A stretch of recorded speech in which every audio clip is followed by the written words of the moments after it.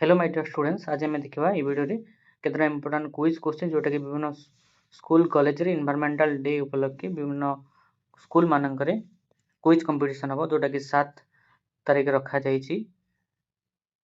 First question है वर्ज्यवस्तु परिचालन क्षेत्र में 3R रो सठिक क्रम कौन माने 3R माने कौन।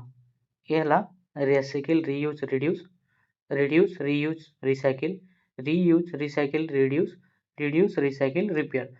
ठीक उत्तर है B reduce reuse recycle.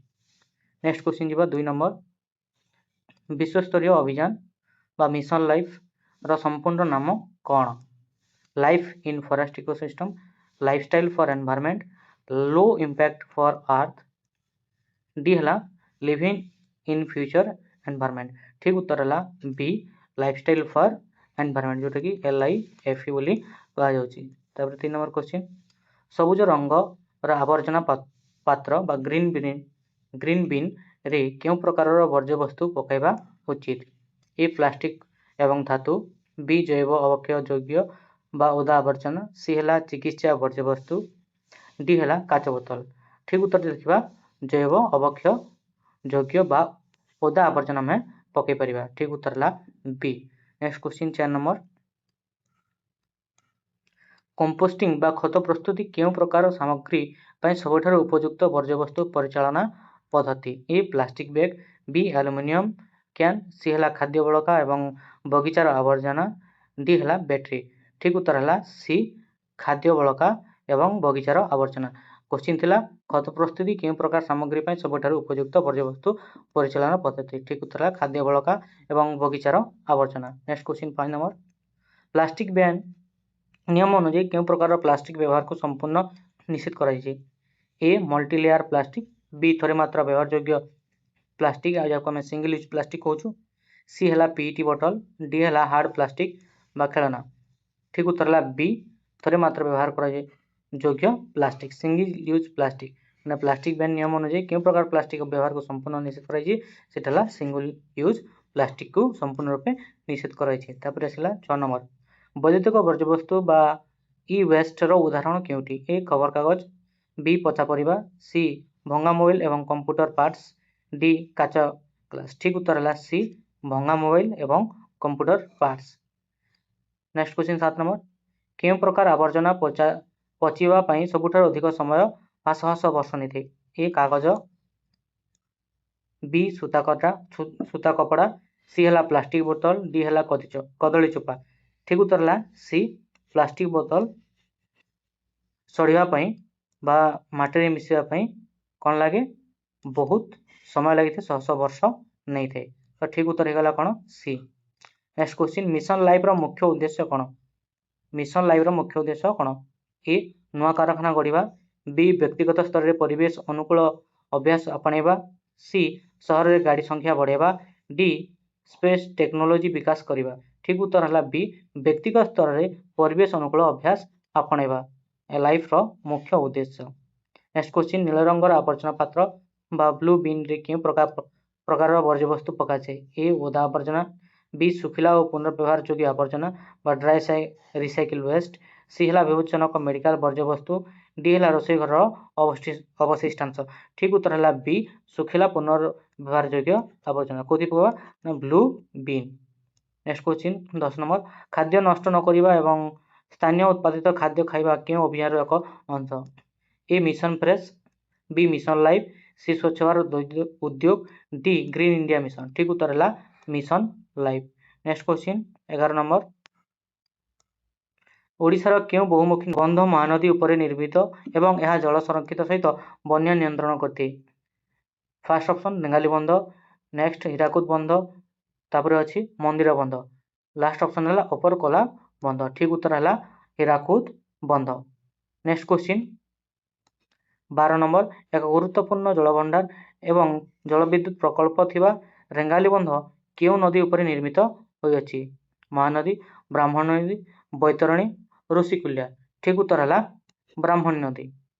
Next question जलसेचन एवं विद्युत एक मुख्य उत्स इंद्रावती जल प्रकल्प मुख्यतः ओडिशार क्यों अवस्थित क्यों जिले अवस्थित। कलाहांडी, नवरंगपुर अंचल, ଗଞ୍ଜାମ, ମାଲକାନଗିରି, କୋରାପୁଟ। ଠିକ୍ ଉତ୍ତର ହେଲା କଳାହାଣ୍ଡି ନବରଙ୍ଗପୁର ଅଞ୍ଚଳ।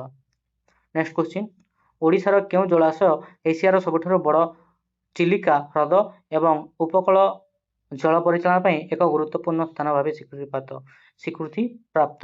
ଫାର୍ଷ୍ଟ ଅପସନ୍ ଅଂଶୁପା ହ୍ରଦ, ନେକ୍ସଟ କଞ୍ଜିଆ ହ୍ରଦ, ତାପରେ ଚିଲିକା ହ୍ରଦ, ତାମରା ହ୍ରଦ। ଠିକ୍ ଉତ୍ତର ହେଲା ଚିଲିକା ହ୍ରଦ। ନେକ୍ସଟ କ୍ୱେଶ୍ଚିନ୍ 15 ନମ୍ବର, ଓଡ଼ିଶାରେ ଗୋଷ୍ଠୀ ଭିତ୍ତିକ ପୋଖରୀ ଜଳାଶୟ ପରିଚାଳନା ପ୍ରକଳ୍ପଗୁଡ଼ିକୁ ସମ୍ଭାଳିବା ପାଇଁ ଗଠିତ ସ୍ୱତନ୍ତ୍ର ସଂସ୍ଥା OCTDMS ର ସମ୍ପୂର୍ଣ୍ଣ ନାମ କ'ଣ? First option Odisha coastal tank drainage management society, ତାପରେ ଆସିଲା Odisha community tank development and management society, Odisha council for technical drainage management system, then last option Odisha cooperative torrential dam management scheme.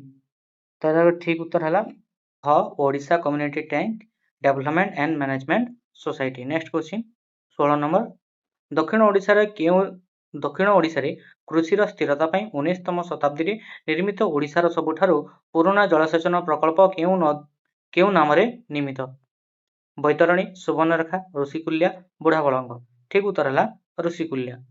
Next question, କେଉଁ ନଦୀ ଅବବାହିକା ସମ୍ପୂର୍ଣ୍ଣ ଭାବେ ଓଡ଼ିଶାର ନିଜସ୍ୱ ଯାହା ଶିମିଳିପାଳ ଜୈବମଣ୍ଡଳ ଅଭୟାରଣ୍ୟରୁ ବାହାରି ଓଡ଼ିଶା ରାଜ୍ୟ ସହ କୌଣସି ଜଳଭାଗର ସେୟାର ନ କରି ବଙ୍ଗୋପସାଗରରେ ପତିତ ହୋଇଅଛି?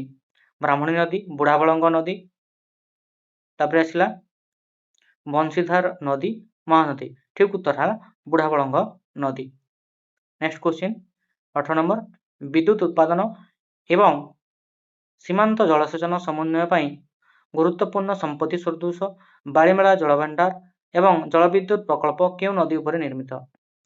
ଫାର୍ଷ୍ଟ ଅପସନ୍ ସିଲିରୁ ନଦୀ, ନାଗାବଳୀ ନଦୀ, ଇନ୍ଦ୍ରାବତୀ ନଦୀ, ବୈତରଣୀ ନଦୀ। ଠିକ୍ ଉତ୍ତର ହେଲା ସିଲିରୁ ନଦୀ। ନେକ୍ସଟ କ୍ୱେଶ୍ଚିନ୍ 19 ନମ୍ବର, ଭାରତ ଦ୍ୱାରା ଆରମ୍ଭ ହୋଇଥିବା ବିଶ୍ୱ ପରିବେଶ ଆନ୍ଦୋଳନ ପ୍ରସଙ୍ଗ ଲାଇଫର ସମ୍ପୂର୍ଣ୍ଣ ରୂପ କ'ଣ? ଲାଇଫ ଫର କ'ଣ ନା ଲାଇଫଷ୍ଟାଇଲ ଫର ଏନଭାରମେଣ୍ଟ, ଯେଟା ଆମେ ଆଗରୁ ଡିସ୍କସନ୍ କରିଛୁ LIFE ମାନେ ଲାଇଫଷ୍ଟାଇଲ ଫର ଏନଭାରମେଣ୍ଟ। ମିଶନ ଲାଇଫ ଆନୁଷ୍ଠାନିକ ଭାବେ କେବେ ଏବଂ କେଉଁଠାରେ ଶୁଭାରମ୍ଭ କରାଯାଇଥିଲା?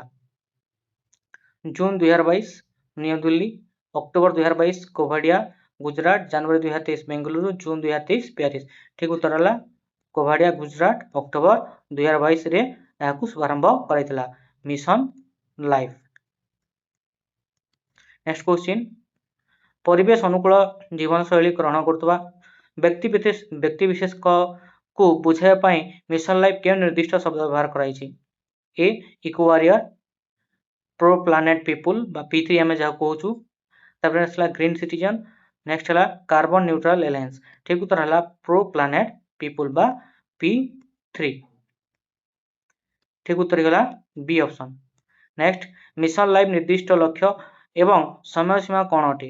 2023 ସୁଦ୍ଧା 100% କାରଖାନାକୁ ସୌରଶକ୍ତିରେ ପରିଚାଳିତ କରିବା, 2027 ସୁଦ୍ଧା ଅତି କମରେ 1 ବିଲିୟନ ବା 1 କୋଟି ଭାରତୀୟ ଏବଂ ବିଶ୍ୱ ନାଗରିକଙ୍କୁ ଜଳବାୟୁ ସୁରକ୍ଷା ପାଇଁ ଏକତ୍ରିତ କରିବା, ସି 2026 ସୁଦ୍ଧା ଭୂମିରେ 5 ବିଲିୟନ ଗଛ ଲଗାଇବା, ଡି ଅପସନ୍ ହେଲା 2025 ସୁଦ୍ଧା ସମଗ୍ର ବିଶ୍ୱରେ ସିଙ୍ଗଲ ୟୁଜ୍ ପ୍ଲାଷ୍ଟିକ ବ୍ୟାନ୍ କରିବା।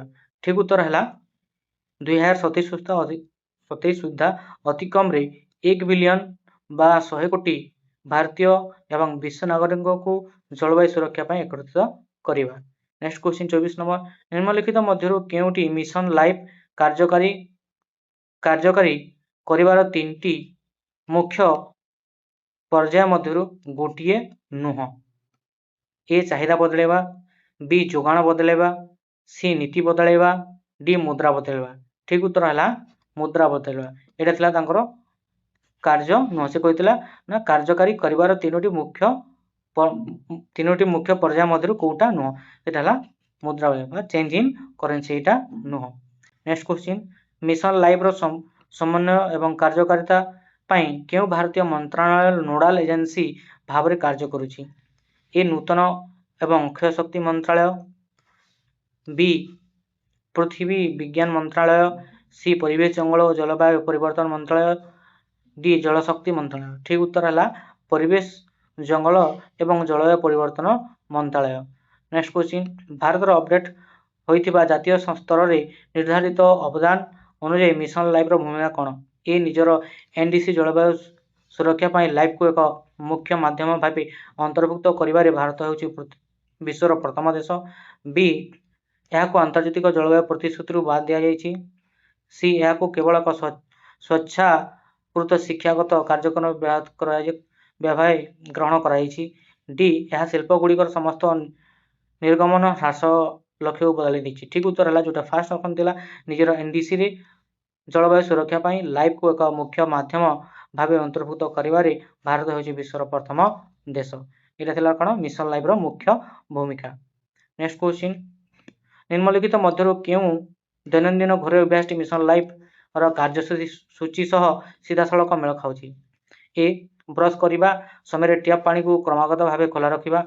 बे एयर कंडीशन एसी तापमात्रा कम नकरी 24 डिग्री सेल्सियस रे सेट करबा।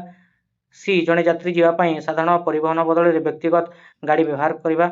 D single use plastic packaging उपर अधिक निर्भर करबा। ठीक उत्तर है बी एसी को 24 बा एयर कंडीशन तापमात्रा कम न करी 24 डिग्री सेल्सियस रे सेट करबा। एटा होची एनर्जी एफिशिएंसी पई माने एसी को केते डिग्री रे सेट करबा कथा ना 24 डिग्री सेल्सियस रे सेट करबा कथा।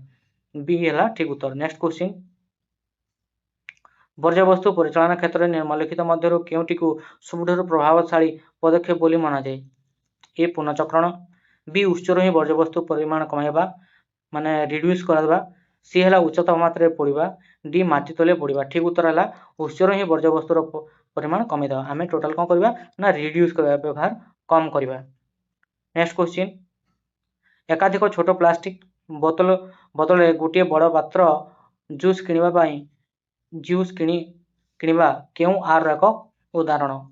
ए recycle. B reuse. C reduce. D refuse. ठीक उत्तर है रिड्यूस। नेक्स्ट क्वेश्चन साधारणतः पौरपालिका वर्ज्यवस्तु पृथकीकरण में सबुज रंगर आवर्जना पात्र केउ प्रकार आवर्जना पकाजिबा उचित। ए सुखिला पुनःचक्रण योग्य सामग्री जेपरिक कागज और काच। नेक्स्ट क्वेश्चन ओदा जैव अवक्षय योग्य वर्ज्यवस्तु जेपरिक पनीपरिया चोपा। सी घरोई विपज्जनक वर्ज्यवस्तु जेपरिक अवधि शेष होइतिबा औषध। डी इलेक्ट्रोनिक सामग्री जेपरिक भंगा चार्ज। ठीक उत्तर है ओदा जैव अवक्षय वर्ज्यवस्तु जेपरिक पनीपरिया चोपा कोदरे पकेबा ना ग्रीन कलर जोटा अछि बा सबुज रंगर आवर्जना पात्र जोटा अछि green dustbin. Next question electronics वर्ज्यवस्तु बा ई वेस्ट को साधारणतः अलिया गदारे फिंगिदेले ताहा काहेकि अधिक विपज्जनक होइथाय। एकाधिक माने फास्ट ऑप्शन देछि यह आदि स्थान निये नाही। बी एथिरो सीसा एवं पारद भली विषाक्त भारी धातु निर्गत होई माटी एवं भूतल जल को दूषित करि पारे। सी वर्षा हेले यह संगे संगे मिलै जाए यह गछलता बढ़िबारे सहायता करे। ठीक उत्तर है एथिरो सीसा एवं पारद भली विषाक्त भारी धातु निर्गत होई माटी एवं भूतल जल को दूषित करिथाय। तेणुकरी अलिया गदारे फिंगिदेले ताहा अधिक विपज्जनक होइथाय। थिला केतरा इंपोर्टेंट क्विज क्वेश्चन जोटा कि वर्ल्ड एनवायरनमेंट डे रो क्विज हेबाकू जाउछि 7 तारिख रे। एटा ऑनलाइन मोड रे हबो।